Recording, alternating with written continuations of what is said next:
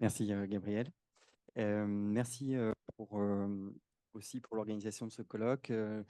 Pour moi, c'est un moment important parce que c'est un point d'orgue dans mes travaux, hein. C'est le moment qui marque 6 mois de postdoc. Donc, je remercie René Bourassa de m'avoir donné ce mandat. Et voilà, donc, je vais commencer la présentation. Donc, je présente une recherche avec un titre un peu général, un modèle d'intelligence artificielle et régime d'authenticité. Donc, c'est une recherche qui se constitue surtout à partir d'une étude sur les médias génératifs. Donc, je vais beaucoup parler de ça. Je parlerai aussi de mes travaux de recherche-création. Et puis, je conduirai, enfin, je proposerai une discussion sur un pan plutôt théorique. Voilà. Alors, donc, le contexte de départ sur lequel je me base, hein, c'est le développement de l'apprentissage profond et surtout en fait la massification des médias génératifs avec euh, comment dire, des services comme DALL-E, Midjourney, Stable Diffusion, qui sont 3 exemples de modèles qui permettent aux profanes de générer des images synthétiques à partir d'instructions écrites ou donc des prompts euh, plus ou moins sommaires. Donc cette massification des médias génératifs, elle va de pair avec une ère de l'information en crise, une ère post-vérité. Donc là, c'est un terme dont on a parlé dans le colloque. Moi, sur ce terme, je me réfère aux travaux de Mark Shepard. J'en reparlerai un petit peu tout à l'heure. Et donc, dans cette ère, il devient difficile de distinguer le vrai du faux, aussi bien que de départager l'image authentique de l'image trompeuse avec des exemples enfin, des exemples d'images issues des technologies dites deepfake. Donc, dans ce contexte, des problèmes importants apparaissent et les régimes traditionnels de l'authenticité sont en crise. Alors, les questions que je me suis posées, c'est comment envisager l'historicisation ou l'explicabilité des images artificielles, comment caractériser les nouveaux régimes d'authenticité des médias génératifs et synthétiques. Alors, je reparlerai tout à l'heure de l'image qu'on a vue à l'instant. En 2 mots, hein, c'est une image donc générée avec le modèle Midjourney par un journaliste, Elliot Higgins, dans un contexte de rumeurs sur l'inculpation de Trump qui devait alors comparaître pour une affaire de mœurs à New York. Et donc, cette image est une fausse image, évidemment. J'en reparlerai tout à l'heure. Donc moi, j'ai émis 2 hypothèses de départ. Premièrement, les réseaux d'apprentissage profond sont des structures techniques computationnelles construites pour opérer en elles-mêmes sur des formes d'authenticité et d'inauthenticité. Et ces formes s'incarneraient dans des architectures de réseau, des traitements et des fonctions mathématiques. Donc je parlerai un petit peu, et même j'essaierai d'approfondir ce point. Et puis, deuxième hypothèse, la production d'algorithmes d'apprentissage profond fait appel à un moissonnage de données d'une échelle sans précédent. Donc là, c'est un point aussi souligné par Sofiane Audry dans son ouvrage référence Art in the Age of Machine Learning. Donc l'étude des données d'entraînement dans lesquelles les médias génératifs prennent source, elle est nécessaire, voilà, pour comprendre les effets de l'IA sur l'art, les médias et la société.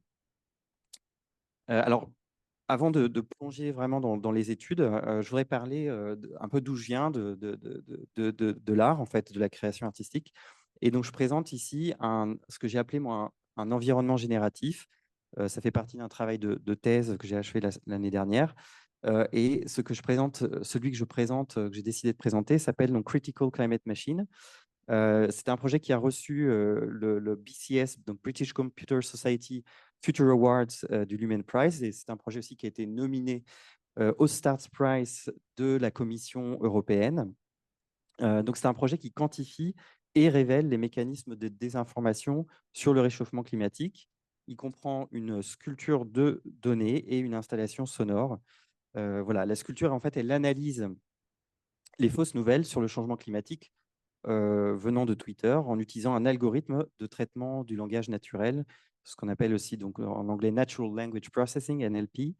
Le logiciel surveille ou sous-veille, hein, donc là je fais référence à Jean-Paul Fourmentreau, sous-veille en fait, observe et réfute les faux arguments provenant de comptes Twitter américains liés à des lobbies conservateurs.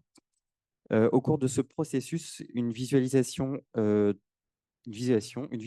témoigne des effets thermiques du processus de calcul sur le matériel de l'installation.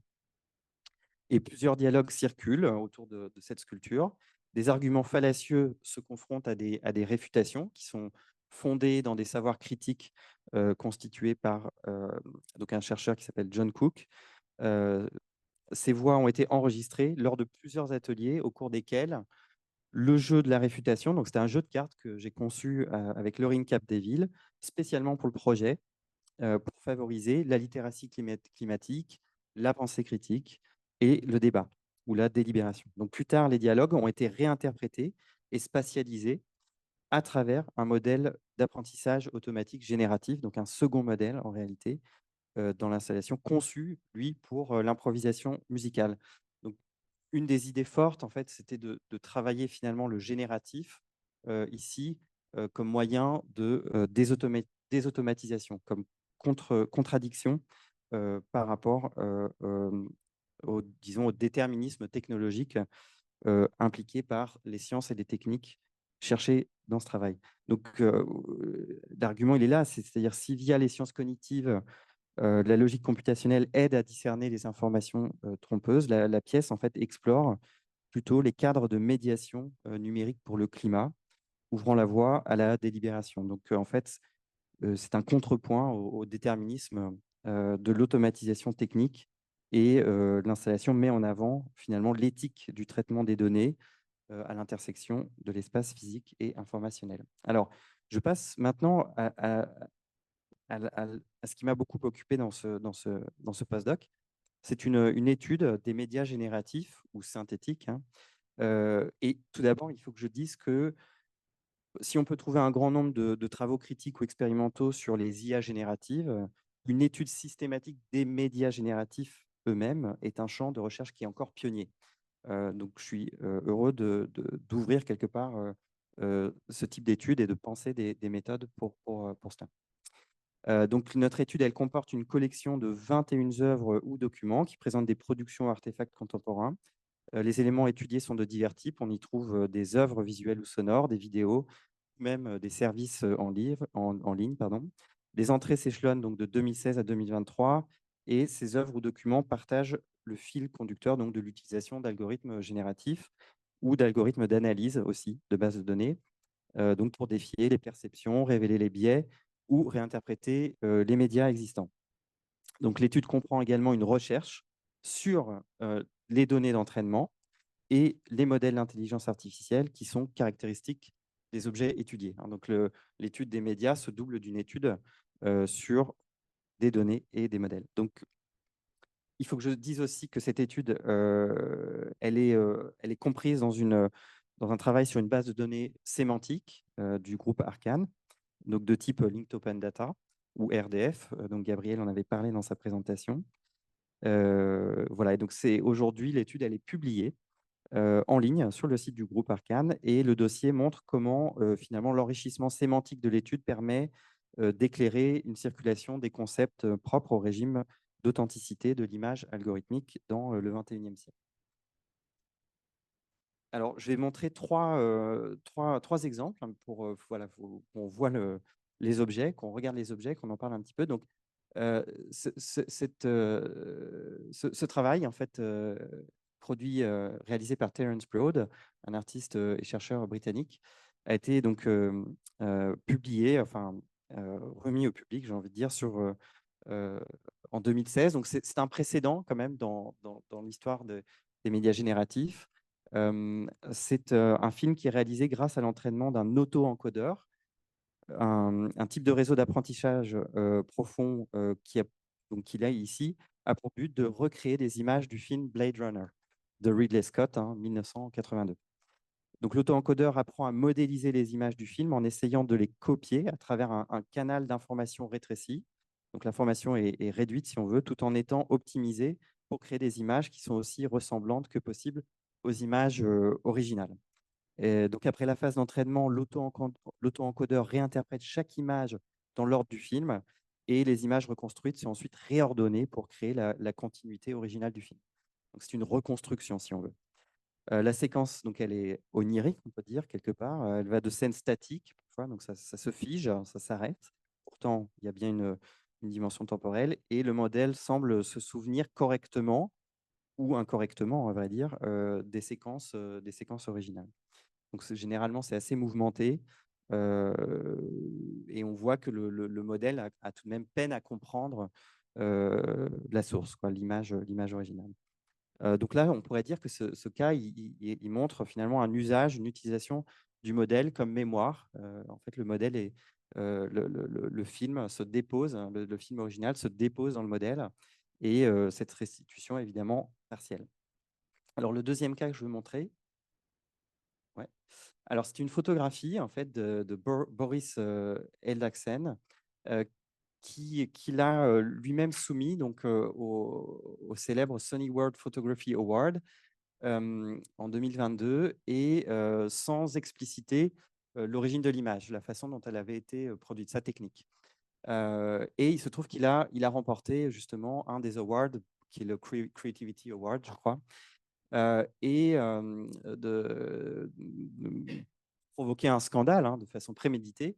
Il révèle, une fois l'award annoncé, il révèle finalement la provenance de l'image, comment il l'a fabriquée. Donc c'est une image, il prétend donc que c'est une, enfin, donc il affirme donc c'est une image fausse quelque part. Euh, Évidemment, ça provoque un scandale, et puis il décline le prix, hein. C'est ça aussi la force quelque part de ce cas, ou le symptôme. Il décline le prix, et il dit l'IA n'est pas de la photographie. Ça, c'est un moment aussi qui marque la crise de la photographie dans un sens traditionnel. Donc moi, je dirais que c'est le nom de la photographie à une certaine technique.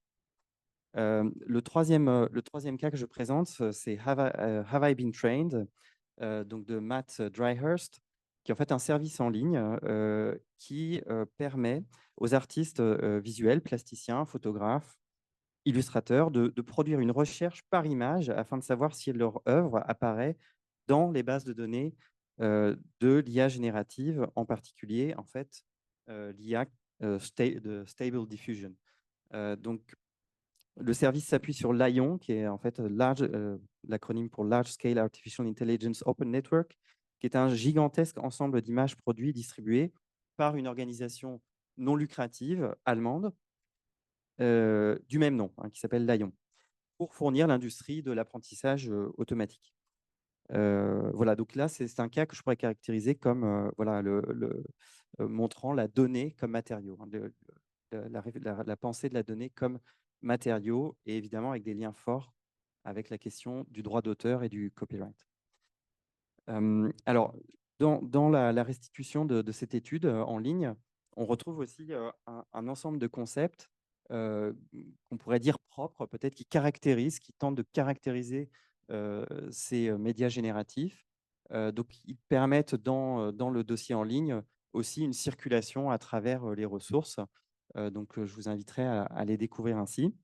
Et puis, j'ai essayé d'aller un petit peu plus loin, de proposer une analyse un peu formelle, là, mais qui se structure sur deux axes, l'axe des modèles et l'axe des datasets. En réalité, du côté des modèles, si on pense aux médias génératifs, on pense souvent aux modèles génératifs eux-mêmes. Mais en réalité, ces structures techniques s'appuient sur des réseaux d'analyse, sur les réseaux de reconnaissance d'images. Par exemple, le GAN, c'est un renversement en fait d'un réseau qui est au départ utilisé pour reconnaître des images. Hein, donc, ces renversements entre analyse et synthèse, ils sont très fréquents au sein de ces médias génératifs. Et d'ailleurs, le modèle utilisé par Matt Dryhurst ici est plutôt un modèle lié à l'analyse. Et puis, il y a l'autre axe du côté des datasets ou des données d'entraînement. Moi, j'ai polarisé deux extrêmes en observant donc, des datasets, des données d'entraînement qui sont constituées souvent par les artistes sur mesure, qui sont des datasets de petite échelle, qui sont quelque part maîtrisés par les artistes eux-mêmes ou collectés, dont on comprend les contours. Bon, à savoir s'ils sont ouverts ou fermés, c'est encore une autre question. Et puis à l'autre bout, des datasets d'entraînement plus généralistes qui servent par exemple à Midjourney et DALL-E et Stable Diffusion. Donc, qui sont des très grands ensembles qui sont beaucoup plus difficiles à caractériser. Donc, situer finalement des médias ou des œuvres dans ce schéma, eh bien, soutient une analyse plus approfondie et qui reste à poursuivre. Alors, maintenant, j'arrive sur le volet discussion théorique.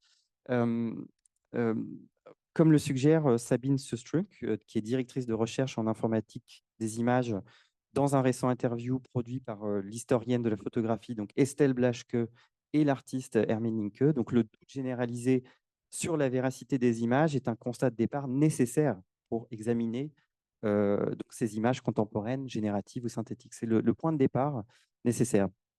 Donc, notamment, moi, ce qui m'a intéressé, c'est que c'est cette assertion. Donc, maintenant, nous commençons à nous méfier de ces images. Ce n'est pas la pire des choses. Et en effet, si on reprend l'histoire de la photographie, eh bien, les premiers pas de la photo, évidemment, euh, sont des images, disons, si on pense aux fantasmagories, par exemple, pour rien que le fait qu'il faille poser devant l'appareil photographique pendant 3 minutes, font de ces images quelque chose qui est bien sûr, qui coupe avec, disons, le réel. Donc finalement, se douter de nouveau en fait de l'image, selon en tout cas Sabine Sustruck, est quelque chose de constructif. Donc plutôt, en fait, pour poursuivre un tout petit peu, hein, plutôt que d'établir des distinctions formelles entre vrai et faux, ce qui est suggéré ici, c'est qu'il serait nécessaire de comprendre les rapports entre documents photographiques et trucage du point de vue d'un examen des modalités donc, de production de l'image, ou on pourrait presque dire son infrastructure, l'infrastructure de l'image. Or, les médias génératifs sont aussi des médias computationnels. Alors, comment penser l'authenticité des images de ce point de vue? Alors, j'ai trois points de vue que je vais dérouler. Je n'ai pas trop le temps en tête, en fait. Il me reste, il me reste combien de temps? Il te reste 5 minutes. Ok, parfait. Merci. Alors, le point de vue computationnel, je vais développer un petit peu. Donc l'assertion qu'on a vue préalablement reflète l'une des difficultés qui se présentent pour interpréter les médias génératifs. Et on pourrait dire que, aussi faux soit-il, un deepfake exploite une information numérique qui prend racine dans des observations. En termes d'informatique, une observation désigne un élément dans un ensemble de données faisant référence pour l'entraînement ou l'évaluation d'un modèle. En fait, en langue anglaise, on utilise le terme ground truth dans le milieu, dans la discipline informatique. Donc, ces observations peuvent être d'ordre divers, prise de vue, des rushs, des portraits, des données même synthétiques qui sont déjà fabriquées, si on veut. Donc, du point de vue de la calculabilité, l'image générative de l'apprentissage profond est le résultat d'une inférence en fonction d'un modèle statistique donné. La lecture informationnelle d'une image dans un sens strict ne nous renseigne pas sur son authenticité a priori, mais sur son rapport à une configuration probabiliste produite en référence à un ensemble d'observations préalables. Donc, de ce point de vue, sur la data, quelque part, recoupe les travaux de Martin Schelzinger, qu'il a présenté dans la première journée. Donc, le modèle GAN, par exemple, hein, ou réseau adversaire génératif, est notamment un exemple de modèle entraîné à la fois pour différencier des images synthétiques des images observées. Donc, c'est la partie critique du modèle, c'est la distinction entre ce qui est observé et ce qui est synthétique. Une autre fonction, c'est de réduire cette différenciation à un minimum. C'est la partie générative. La partie générative, finalement, doit produire des images qui se rapprochent le plus possible des images observées ou des données observées. Donc, autrement dit, un tel modèle est optimisé pour reconstruire des images probables dans un espace de données préexistant. Au fond, un modèle génératif, c'est un modèle qui produit des données, de ce point de vue. Donc voilà, dans cette perspective, l'authenticité du média doit être pensée à partir d'une réflexion sur ce qui constitue un ensemble de données observables et en particulier sur la façon dont les modèles en produisent des représentations. Alors, l'autre point de vue que j'aborde, oui, j'aurais dû montrer ça en même temps. C'est un exemple de modèle. Justement, souvent, on présente le GAN comme un appareil technique qui distingue le vrai du faux. En réalité, c'est une explication trompeuse. C'est une vulgarisation trompeuse. Le GAN, donc, produit des données qui doivent se rapprocher des données observables. D'un point de vue encore une fois computationnelle. Maintenant, je vais passer à un autre problème qui est celui de la description. Alors là, je me réfère plutôt à la philosophie analytique de Nelson Goodman, qui propose d'ailleurs une discussion approfondie de l'authentique et du fallacieux dans Ways of Wordsmaking. S'appuyant sur le constat que plusieurs versions du monde peuvent coexister, Goodman propose une large réflexion sur les cadres de référence à travers lesquels une vérité peut être énoncée. Donc l'enjeu, il résiderait non pas dans le fait de décrire le monde d'une façon vraie et unique, mais dans le fait de comparer les différentes façons dont nous décrivons ce monde. Alors les implications d'une telle philosophie sont vastes. Le point que je veux souligner ici concerne la façon dont, selon Goodman, une vérité se produit systématiquement à partir d'un test. Et en fait, dans notre étude des médias génératifs, cette proposition prend tout son sens. D'ailleurs, tout à l'heure, avec la présentation de Sandra Rodriguez, on a vu que les tests, la phase de test face à un modèle était très importante. Donc, comment en effet attester du régime d'authenticité d'un média ou d'une œuvre qui repose sur un modèle génératif? Alors moi, j'ai 3 cas, je ne vais pas tous les restituer ici, mais des cas de test.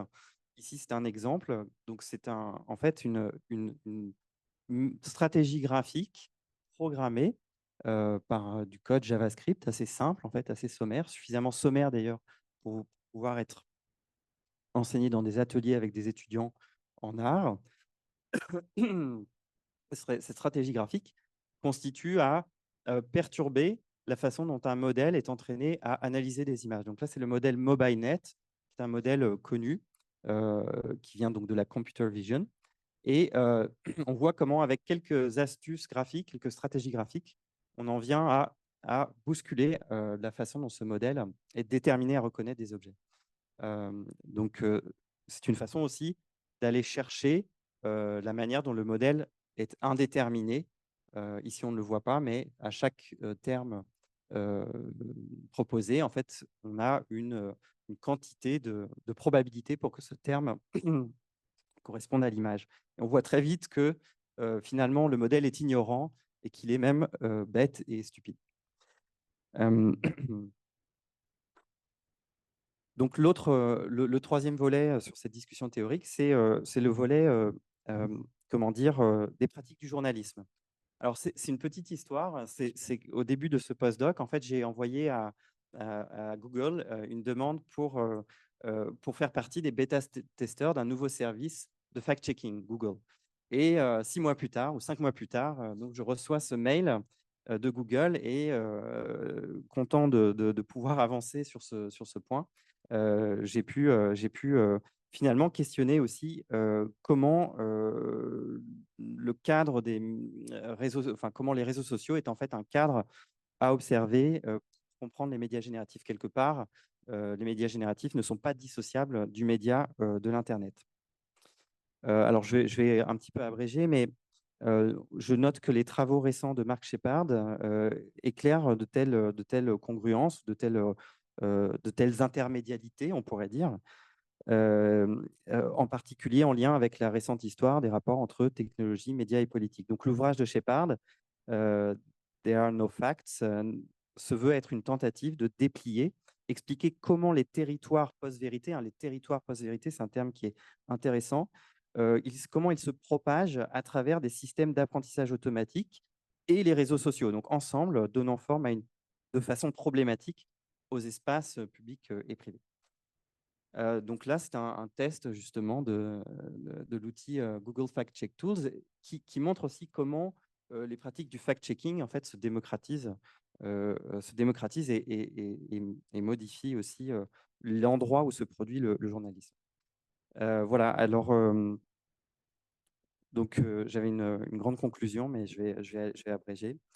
Il faut quand même que dire que dans l'hypothèse de départ, en fait, je proposais de voir les réseaux de deep learning comme des structures construites pour opérer sur l'authenticité. En réalité, le point de vue computationnel montre autre chose. J'espère que c'était clair, en particulier du point de vue du traitement des données. Voilà, pour mieux comprendre aussi les médias génératifs, il faut étudier les données d'entraînement. et la façon dont elles circulent à travers la science ou les pratiques culturelles. Opérer sur les données est une pratique culturelle. Je le défends comme ça. Voilà. Bon, une des perspectives ouvertes réside dans une compréhension des pratiques de collecte et des modes de parution de ces données ou des façons de faire avec celles-ci. Alors, pour ouvrir justement, je présente, j'évoque très brièvement hein, la suite de ce postdoc. Hein. On est en train de travailler sur justement la publication des données de cette recherche en données sémantiques dans la base de données Edisem, et je travaille actuellement avec des étudiants pour développer une interface pour la recherche sur les arts trompeurs et les médias génératifs. Voilà, donc projet à suivre. Voilà, merci pour votre écoute.